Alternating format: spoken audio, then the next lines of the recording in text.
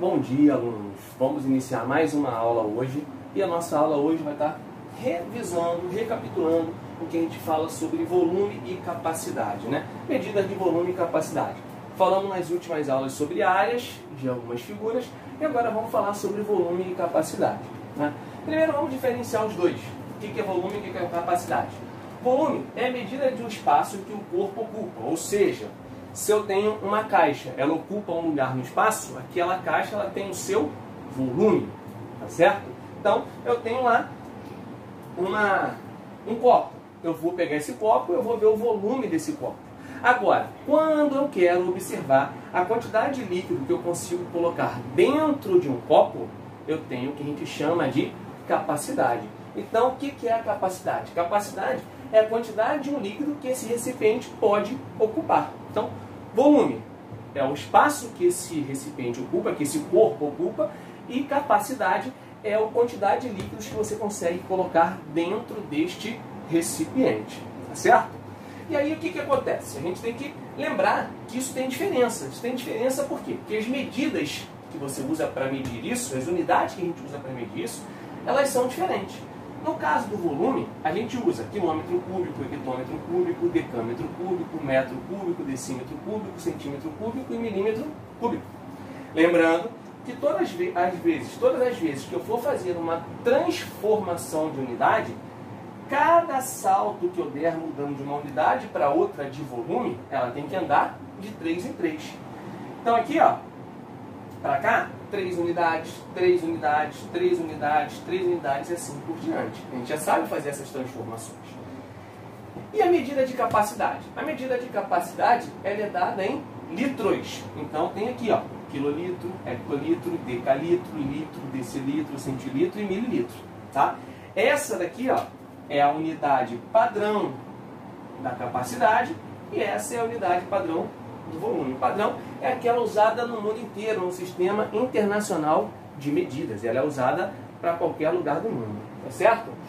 Outra coisa que a gente pode falar, como isso aqui está relacionado ao tamanho do objeto, ao tamanho do material, ao tamanho do recipiente e a quantidade de líquido que cabe dentro desse recipiente, estas duas unidades elas têm uma relação. O que seria essa relação? É que uma pode ser transformada na outra, através disso aqui, ó. 1 decímetro cúbico é a mesma coisa que 1 litro, ou 1 metro cúbico é a mesma coisa que 1000 litros. O que significa dizer isso? Vamos imaginar que eu tenho uma caixa, vou botar até aqui, ó, tá? A gente aproveitar o desenho. Uma caixa cúbica, e toda essa caixa cúbica aqui, ó, tem 1 metro, 1 metro e 1 metro. Como é que eu sei quantos metros tem aqui? Para eu fazer isso, eu vou calcular o volume do cubo. O volume do cubo é A vezes A vezes A. A gente aprendeu isso desde o 6º ano. Então, ó, volume seria 1 vezes 1 vezes 1.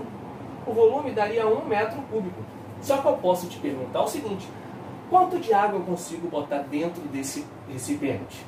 Quanto de líquido eu consigo colocar dentro desse recipiente? Ou seja, a capacidade desse recipiente vai ser de 1000 litros. Por que 1000 litros?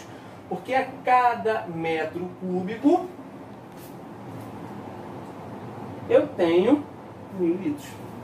Então, quando você tem lá uma caixa d'água na sua casa, que a gente acha que tem uma caixa d'água de 1000 litros, ou você tem uma piscina que tem não sei quantos 1000 litros de água, o que a gente está verificando para fazer isso? A gente verifica as dimensões da piscina, calcula o volume desta piscina e depois a gente transforma essa medida de volume em capacidade usando uma dessas duas relações.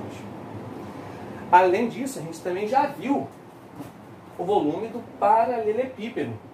Só que no paralelepípedo as medidas não necessariamente como no cubo, elas precisam ser iguais. Elas podem ser diferentes.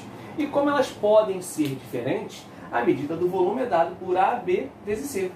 A vezes B vezes C. Onde esse A, esse B e esse C são medidas de comprimento, do lado, da altura e da largura desse paralelepípedo. Então, toda vez que eu multiplico essas três medidas, eu tenho o que a gente chama de volume do paralelepípedo. Tá certo?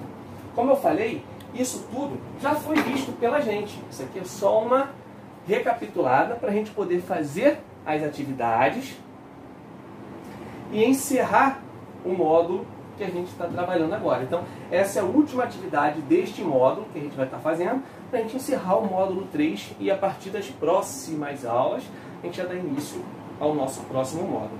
Tá certo? Então, um abraço a todos.